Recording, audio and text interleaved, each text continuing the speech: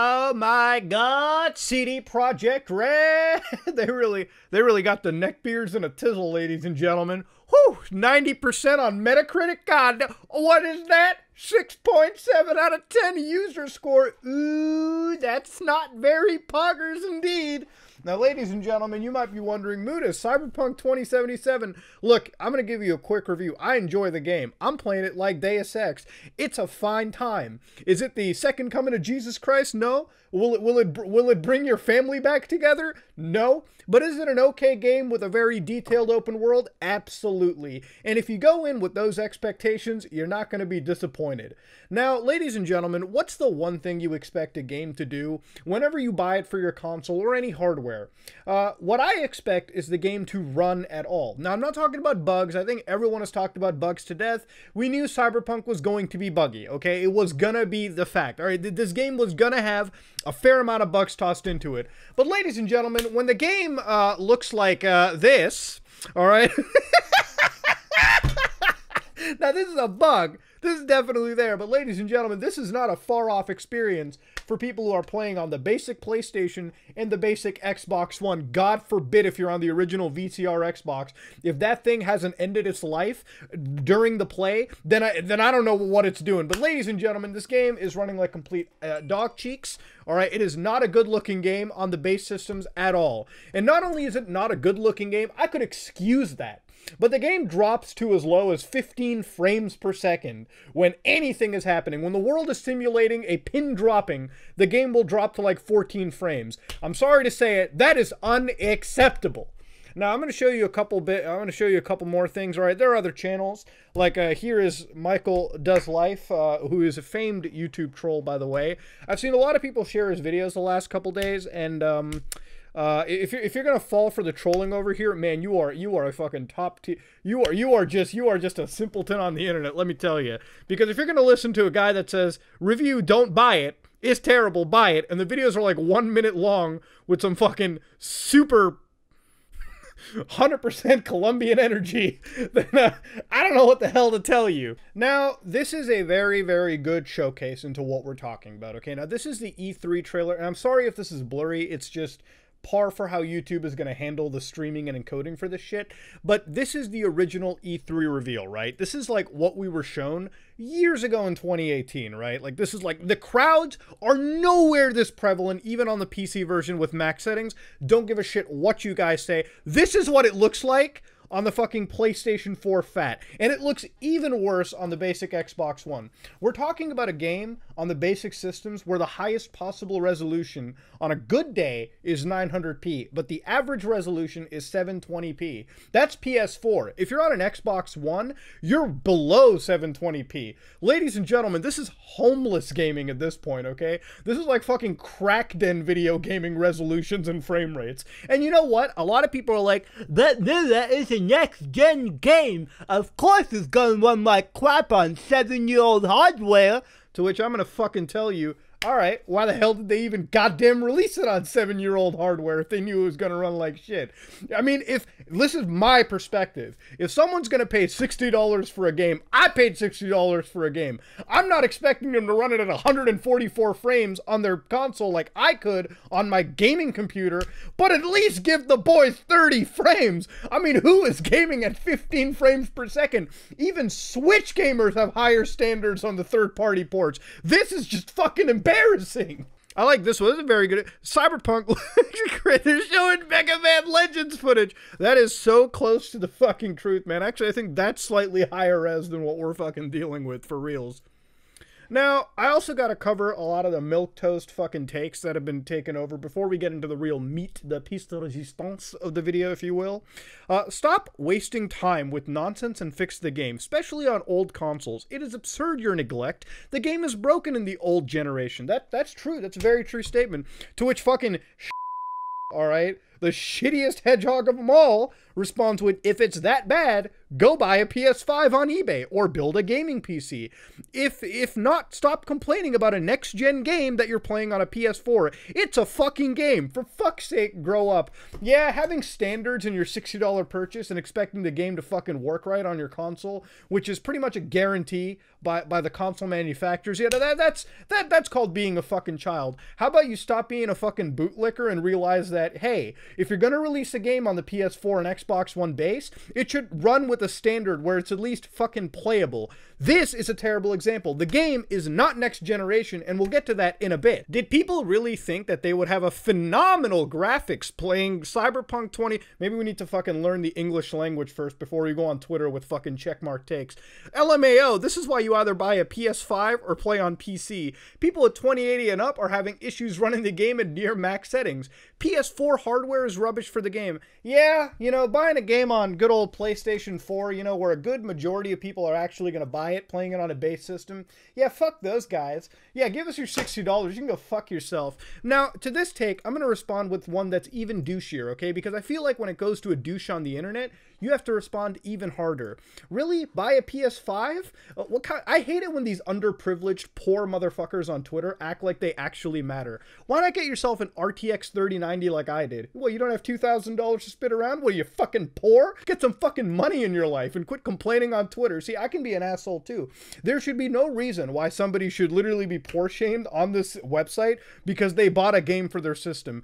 That person's experience should be at least fucking playable. I'm not saying they should get 8K graphics at 144 frames. At least give the boys like 30 frames per second. It's not hard to do that much, at least. Why don't you go buy a PC so that you can play the games on PC, then on old versions such as, well, what's that kind of bull? What, they don't matter? What, their experience isn't okay? I'm not saying. At least playable. The game was announced on those systems. It was shown on those systems. CD Projekt Red didn't show the basic footage at all for the system. If you remember back to the Xbox and PlayStation showcase, they didn't show any footage from the base generation, only the Pro and the enhanced console. That's, at least if you admit, just fucking really shady. If they showed a slight bit of the original Xbox One footage officially, it might turn some fucking heads. It should. You shouldn't pay $60 to get unplayable crap on a disc. It doesn't make any sense. Should have gotten a new console.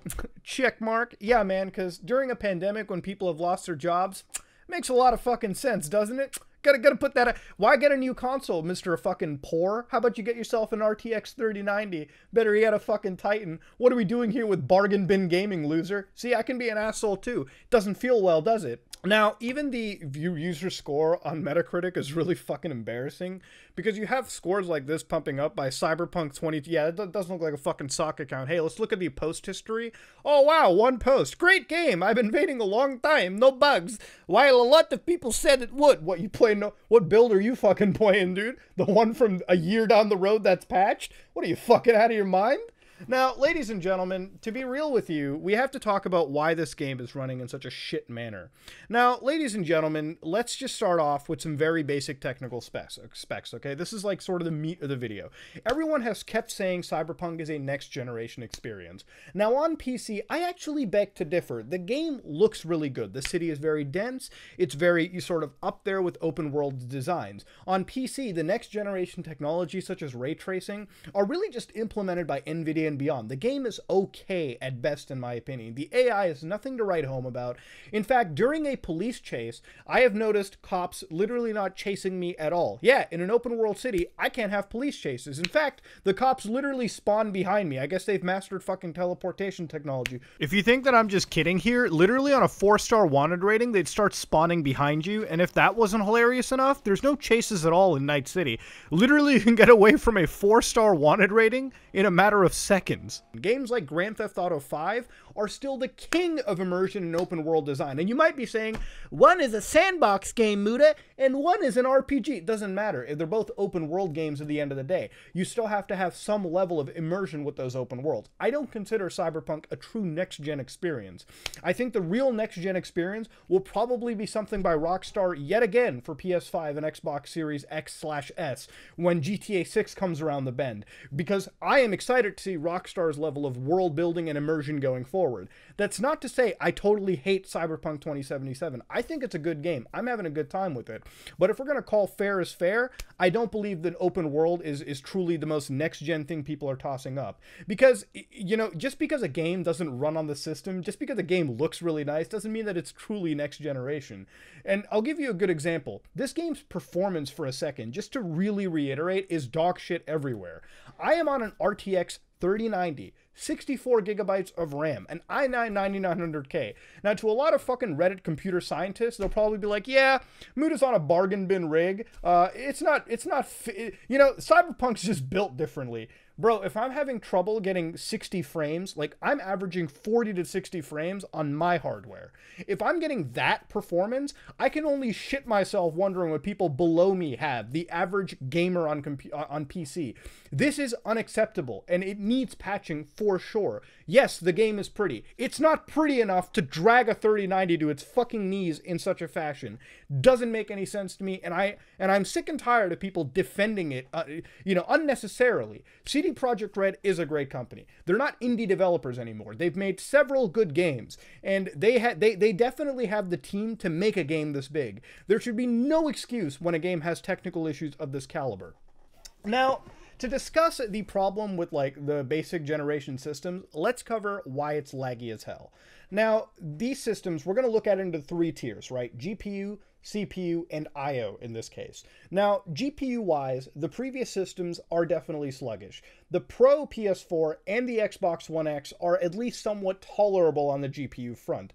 It's why certain games can go as high as 1800p, sometimes even full 4K to an extent, and that's because the GPU in these systems isn't necessarily bad at all. They can push out a good resolution at very decent frame rates. However, GPU aside, what Cyberpunk is taxing beyond just the GPU is the CPU in this case. I think most people forget that when you look at the original PlayStation 4 and the Xbox One, the CPUs in these, the AMD Jaguar cores, are actually really, like, anemic and slow. These are basically low-end laptop CPUs in 2013 trying to carry open world technology in 2020. It's actually a tall order if you ask me. Now, I made a video a while back where I ran Halo on a PlayStation 4 through the use of Linux, and as I fired up Gen 2 Linux onto the PS4 Pro that I had hacked, you could actually look and see the amount of threads and how fast the CPU really was on a basic, like, just Xbox or PlayStation system. It wasn't fast. You were hovering around 2.2 gigahertz, 2 gigahertz at the most, with like 6 threads. It was or 6 to 8 threads, something along that lines. It was not a fast CPU. Now, a lot of these open world games typically rely on having CPU technology. If you look at games like Grand Theft Auto 5, for example, right? When it came out on PS3, the game was hitting at 30 frames, or at least trying to.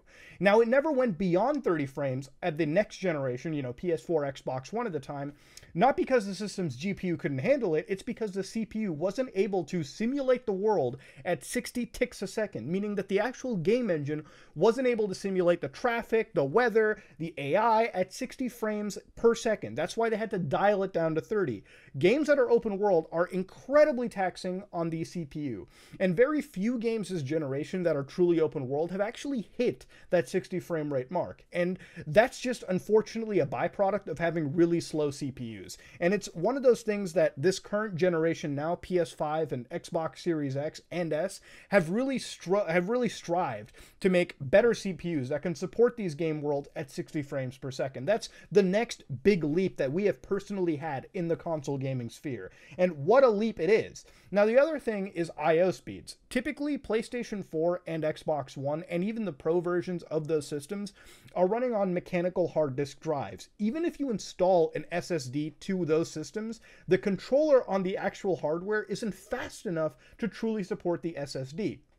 So even if you have an old generation system, the fact that you're streaming assets into a massive open world game like Cyberpunk 2077, a very detailed game, you're not able to load in assets fast enough. You'll always suffer pop-in, you'll always suffer textures not loading in, you'll always suffer I/O freezes where the game just locks for like 5 seconds to load in parts of the world, because that's just unfortunately the product of being bottlenecked by almost every single thing on your hardware.